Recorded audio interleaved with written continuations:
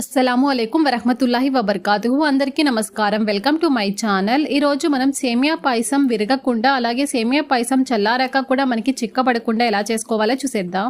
ఈ పాయసం కోసం ఫస్ట్ మనం కడాయిలోకి కొద్దిగా నెయ్యిని యాడ్ చేసుకొని మనకి నచ్చిన డ్రై ఫ్రూట్స్ ని యాడ్ చేసుకొని ఫ్రై చేసుకోవాలి. డ్రై ఫ్రూట్స్ ని మరి ఎక్కువగా అయితే ఫ్రై చేయకూడదు. ఎక్కువగా ఫ్రై చేస్తే టేస్ట్ బాగుండదు. కొంచెం మీడియం గా అయితే ఫ్రై చేసుకోవాలన్నమాట.